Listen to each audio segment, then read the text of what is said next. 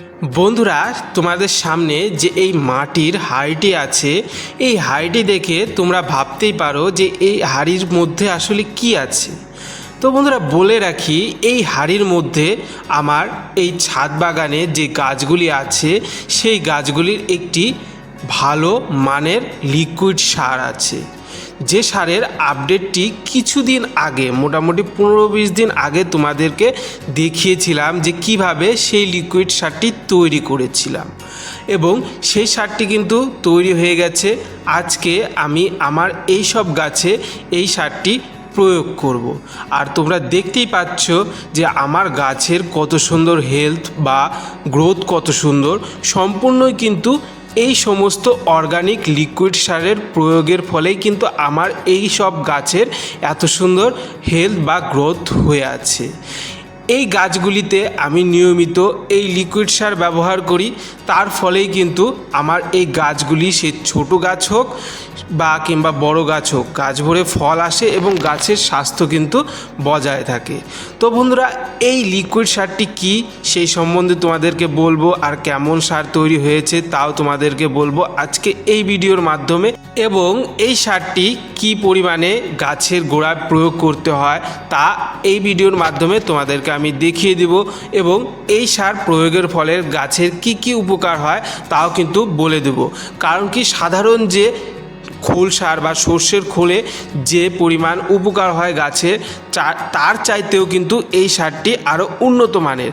কারণ কি, এই সারে সম্পূর্ণ ফসফেট, তারপর পটাশ, তারপরে নাইট্রোজেনের পাশাপাশি আরও বিভিন্ন রকমের গাছের উপকারী মাইক্রোনিউট্রিয়েন্ট কিন্তু প্রচুর পরিমাণে ভরে ভরে আছে এই লিকুইড সারটিতে।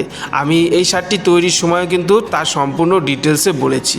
তো বন্ধুরা, ভিডিওটি সম্পূর্ণ দেখো, আর আমার এই চ্যানেলটি যদি এখনও সাবস্ক্রাইব না করে থাকো তবে অবশ্যই সাবস্ক্রাইব করে নিও। তো চলো বন্ধুরা, প্রথমেই খুলে দেখি যে এই লিকুইড সারটি কেমন তৈরি হয়েছে। দেখতেই পাচ্ছ সারটি কিন্তু সম্পূর্ণ পচে একদম সুন্দর সারে পরিণত হয়েছে। আমি গুলে দেখানোর চেষ্টা করছি। সুন্দর একদম মানে গাঢ় একটি লিকুইড সারে তৈরি হয়ে গেছে। কিন্তু এই লিকুইড সারটি কিন্তু ডাইরেক্ট আমরা গাছের গোড়ায়, বলতে আমি গাছের গোড়ায় ব্যবহার করব না। সাধারণত আমরা যারা ছাদে গাছ করি বা গাছ যারা ভালোবাসি, তারা কিন্তু প্রায় সবাই জানে যে লিকুইড সার কিন্তু এইরকম তৈরি হওয়া অবস্থায় কিন্তু গাছের গোড়ায় ডাইরেক্ট কেউ প্রয়োগ করে না। কারণ কি, ডাইরেক্ট প্রয়োগ করলে পারে এর যে মানে মোটা ভাব আছে, তার ফলে কিন্তু গাছে উপকারের চাইতে ক্ষতি করে। তার ফলে কিন্তু আমরা এই যে জল নিয়ে নিই, এবং জল নেওয়ার পরে সেই জলে কিন্তু এই সারটি সমপরিমাণ, যে পরিমাণটি আছে সেই পরিমাণে আমরা মিশিয়ে নিয়ে কিন্তু এই গাছগুলির গোড়ায় আমরা এই যে টব বা বালতি বা ক্যারট আছে সেই ক্যারটের মধ্যে প্রয়োগ করি, এবং তার ফলেই কিন্তু গাছে এত সুন্দর গ্রোথ বা হেলথ বা গাছ ভরে ফল আসে। আর যেহেতু এখন বেশিরভাগ এই যে কুল গাছের ফুল চলে আসবে, তার জন্য কিন্তু এই যে এই লিকুইড সারটি প্রয়োজন অবশ্যই। কারণ কি, এই লিকুইড সারে শুধু নাইট্রোজেন নেই, নাইট্রোজেনের পাশাপাশি ফুল ফল আসতে যে সাহায্য করে, যেমন পটাশ, ফসফরাস, তার পাশাপাশি বিভিন্ন মাইক্রোনিউট্রিয়েন্ট, বোরন, তারপরে জিঙ্ক, সম্পূর্ণ কিছু ভরে ভরে আছে। তার জন্যই কিন্তু এই সারটি আমি এখন এই গাছগুলির গোড়ায় প্রয়োগ করব। আর এই সারটি তৈরি করতে আমি কি কি জিনিস ব্যবহার করেছি তার কিন্তু সম্পূর্ণ একটি ভিডিও তৈরি করে রেখেছি মোটামুটি কিছুদিন আগে। তার লিঙ্কটি আমি ডিসক্রিপশন বক্সে দিয়ে দিচ্ছি, তোমরা সেই লিঙ্কে চাপ দিয়ে ভিডিওটি সম্পূর্ণ দেখে তোমরাও কিন্তু এই সারটি তৈরি করে নিতে পারো। তো বন্ধুরা, এই সারটি তৈরি হয়ে গেছে। আর এই সারটি একটু আগেই বললাম ডাইরেক্ট প্রয়োগ করা যাবে না, এর জন্য আমি এক বালতি ভরে প্লেন সাদা জল নিয়ে নিয়েছি। এখন এই সারটি কি পরিমাণ এই জলের মধ্যে মিক্স করব তা তোমাদেরকে দেখাবো। তার আগে একটি সাদা পাত্রের মধ্যে আমি এই সারটি ঢেলে দেখানোর চেষ্টা করছি সারটি কেমন হয়েছে। কারণ কি, মাটির এই পাত্রের মধ্যে সম্পূর্ণ বোঝা যাচ্ছে না, তাই তোমাদেরকে বোঝানোর জন্য আমি এই সাদা পাত্রটি বা প্লাস্টিকের ড্রাম কেটে সেই ড্রামের মধ্যে দিয়ে দেখাচ্ছি। যে দেখতেই পাচ্ছ সারটির কালারটি কিন্তু সাধারণ লিকুইড খোল সারের থেকে একটু আলাদা, একটু কালো হয়েছে।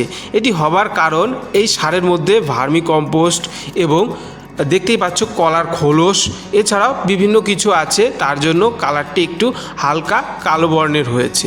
তো বন্ধুরা এখন এই সারটি কি পরিমাণে মিক্স করব বা কি পরিমাণে ব্যবহার করব তা এখন দেখানোর পালা। দেখতেই পাচ্ছ যে এই যে সাদা বালতিতে আমি জল নিয়ে নিয়েছি, এখানে মোটামুটি 10 লিটারের মতো জল আছে। আর এই যে লিকুইড সারটি তোমরা দেখতে পারলে, এই যে এখান থেকে আমি নিয়ে আসছি এই যে লিকুইড সারটি, এখন এই সারটি কী পরিমাণে আমি ব্যবহার করি, সাধারণত এই সারটি মোটামুটি আমি 1 লিটার এই জলে ব্যবহার করব। কারণ কি এই সারটি ব্যবহারের রেশিও মোটামুটি 1:10। আর মাপবো কীভাবে, এই যে বাটিটি দেখতে পারলে এটিতে মোটামুটি 250 গ্রাম বা 250 ml মতো সার আটে। তো এই পাত্রের মোটামুটি 4 পাত্র আমি সার এই বালতির জলে আমি মিশিয়ে নিব। আর এই সারটি ব্যবহারের রেশিও বললাম যে 1:10, সেটি কি যে 1 লিটার ওই সারের মধ্যে 10 লিটার জল মিশিয়ে আমি প্রত্যেকটি গাছের গোড়ায় ব্যবহার করি। আর এই অনুপাতে কিন্তু আমি সর্ষের খোলও ব্যবহার করি। তারপরে তোমরা দেখতেই পারবে পিছনের দিকে যে গাছগুলি একটু পরে আমি যে গাছগুলির গোড়ায় এই সারটি ব্যবহার করব, সেই গাছগুলির কি সুন্দর হেলথ বা গ্রোথ। মোটামুটি 20 দিন অন্তে অন্তে আমি এই সারগুলি ব্যবহার করি। প্রথমে যখন গাছের গ্রোথ বাড়ানোর দরকার তখন আমি সর্ষের খোল ব্যবহার করি, তারপরে ফল ফুল আনার জন্য এই লিকুইড সারটি তৈরি করে ব্যবহার করি। কারণ কি সর্ষের খোলে সম্পূর্ণ বেশি পরিমাণে নাইট্রোজেন থাকে, আর এই সারটিতে আমি বললাম পটাশ, ফসফেট, তার পাশাপাশি নাইট্রোজেন এবং প্রচুর পরিমাণে গাছের ভালো অনুখাদ্য থাকে এবং এই গাছগুলিতে ভালো কাজ করে ফুল ফল আনতে। তো বন্ধুরা আমি সারটি তৈরি করে নিয়েছি। এখন আমি এই গাছগুলি বলতে গেলে এই যে ড্রাগন গাছ দেখতে পাচ্ছ, এই দিক থেকে শুরু করব। আমার ছাদের যে সমস্ত গাছ আছে সকল গাছে একের পর এক দিব। আর বলে রাখি প্রত্যেকটি গাছের গোড়ায় বা পাত্রে একরকম করে দিতে হয় না, মানে প্রত্যেকটি বালতি, যেমন বালতিতে কম পরিমাণ মাটি আটে সেই হিসাবে কিন্তু বালতিতে একটু কম পরিমাণে নেব। প্রথমে আমি সারটি ভালো করে গুলে নিলাম, তারপরে এই প্রত্যেকটি বালতিতে আমি কিন্তু সুন্দর করে দিয়ে নেব। কারণ কি যেহেতু একটু দূর দিয়ে দিতে হয়, আর এটি লিকুইড সার গড়িয়ে তাও গাছের গোড়ার দিকে চলে আসে, তাতেও কোনো সমস্যা নেই। যেহেতু এটি অর্গানিক একটি সার, গাছের তেমন কোনো ক্ষতি হয় না বললেই চলে, মানে কোনো ক্ষতি হয় না। তো প্রত্যেকটি বালতিতে আমি কিন্তু এই যে বাটিটি আছে বা প্লাস্টিকের বাটিটি দেখতে পাচ্ছ, তার কিন্তু 1 বাটি পরিমাণে আমি দিয়ে নিচ্ছি প্রত্যেকটি বালতিতে। আর এই যে ক্যারট আছে, ক্যারটে মোটামুটি 2 থেকে 2.5 বাটির মতো এই লিকুইড সারটি আমি ব্যবহার করছি। কারণ কি প্রত্যেকটি পাত্রে কিন্তু যেমন এই দেখতে পাচ্ছ যে এই বালতিতে 1টি গাছ আছে আর ক্যারটে 2টি গাছ আছে, সেই হিসাবে কিন্তু ক্যারটে বেশি খাবারের প্রয়োজন আর বালতিতে কম। আমি কিন্তু একের পর এক প্রত্যেকটি গাছের গোড়ায় কিন্তু ব্যবহার করে নিলাম। দেখতেই পাচ্ছ বালতির সার কিন্তু শেষ হয়ে গেছে। প্রত্যেকটি গাছের গোড়ায় আমি ব্যবহার করে নিয়েছি ড্রাগন গাছের গোড়ায়। এখন কিন্তু পাশে যে এই যে কুল গাছ আছে, এই কুল গাছের গোড়ায় দেওয়ার পালা। এই গাছের গোড়ায় কিন্তু সেম পরিমাণে দিব। আমি একটু আগেই বললাম আর কিছুদিনের মধ্যে এই গাছে কিন্তু ফুল চলে আসবে, তারও কিন্তু ডিটেলসে একটি ভিডিও তৈরি করে দেব আমার এই চ্যানেলে এই কুল গাছের সম্বন্ধে। তো বন্ধুরা দেখতে পাচ্ছ যে এখন আমি এই কুল গাছের গোড়ায় এই সারটি দিয়ে নিচ্ছি। প্রথমে আমি মালচিংয়ের উপরে দিয়ে নিলাম, দেখতে পারলে যে সারটি নিচের দিকে যাচ্ছে না, আর তার ফলে কিন্তু আমি আবার মালচিংটি সরিয়ে এই সারটি ব্যবহার করছি। কিসের জন্য?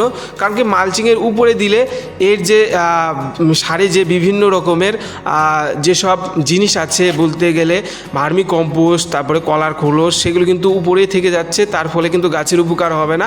তার জন্য কিন্তু আমি আবার মালচিং সরিয়ে নিচে দিয়ে নিচ্ছি, তাতে গাছের ভালো উপকার হবে। এইভাবেই কিন্তু আমি একের পর এক প্রত্যেকটি গাছে, মানে প্রত্যেকটি কুল গাছে এই সারটি প্রয়োগ করেছি।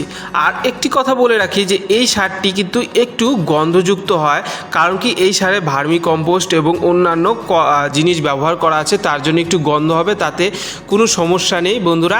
গাছের ভালো গ্রোথের জন্য একটু এই কষ্টটি আমরা করতেই পারি। তো কিন্তু দেখতে পাচ্ছ যে বালতির সারটি শেষ হয়ে গেছে, আবার কিন্তু আমি জল ভরছি, সেই জলে কিন্তু আবার সারটি সেই একই পরিমাণে ব্যবহার করব বা গুলে নেব। তারপরে কিন্তু আমার এই সব গাছে কিন্তু একের পর এক আমি এই সারটি ব্যবহার করে নেব। তো বন্ধুরা এখন এই যে দেখতে পাচ্ছ যে এই সমস্ত গাছ, এই গাছগুলিতে কিন্তু এই সার সময় মতো ব্যবহারের ফলে কিন্তু এত সুন্দর হয়। আর বন্ধুরা আস্তে আস্তে সন্ধে হয়ে যাচ্ছে, সম্পূর্ণ গাছে কিন্তু আমি একের পর এক এই সারটি ব্যবহার করে নিয়েছি। এখন যে বিষয়টি বন্ধুরা তোমাদের বলার বিষয়, যে এই সার আমি প্রয়োগ করি এবং সময় মতো যেসব পরিচর্যার প্রয়োজন তা কিন্তু আমি এই গাছগুলিতে নিই, তার ফলেই কিন্তু আমার এই গাছগুলিতে এত সুন্দর গ্রোথ হয় আর এত সুন্দর ফল ফুলে ভরে থাকে। তো বন্ধুরা সেই সমস্ত ভিডিও কিন্তু আমার এই চ্যানেলে একের পর এক দিয়ে থাকি। আর এই সকল যে গাছ তোমরা দেখতে পাবে যে প্রত্যেকটি গাছই কিন্তু আমার সুন্দর অবস্থাতে আছে, তোমরা তা বুঝতেই পারছো গাছগুলি দেখে। তো বন্ধুরা অনায়াসে কিন্তু সেই সমস্ত ভিডিও তোমরা অতি সহজে পেতে কিন্তু অবশ্যই আমার এই চ্যানেলটি সাবস্ক্রাইব করে নিবে। আর এই সুন্দর সুন্দর ভিডিওগুলি যদি তোমাদের ভালো লেগে থাকে তবে অবশ্যই লাইক করবে, কারণ কি তোমাদের একটি লাইকের ফলে কিন্তু আমার এই ভিডিও করার আরও মোটিভেশন বাড়ে। আর সেই সব ভিডিও যাতে আমি আরও উৎসাহের সাথে করতে পারি তার জন্য অবশ্যই তোমরা লাইক করবে, এবং কোনো প্রশ্ন থাকলে তাহলে নির্দ্বিধায় তোমরা কমেন্ট করবে, আমি সেই সব প্রশ্নের উত্তর অতি সহজেই দিয়ে দেব। তো বন্ধুরা ভিডিওটি সম্পূর্ণ দেখার জন্য ধন্যবাদ। আজকের ভিডিও এই পর্যন্তই। তোমরা সুস্থ থেকো, ভালো থেকো, আর আমার এই চ্যানেলের সঙ্গে জুড়ে থেকো পরবর্তী ভিডিওর জন্য। ধন্যবাদ।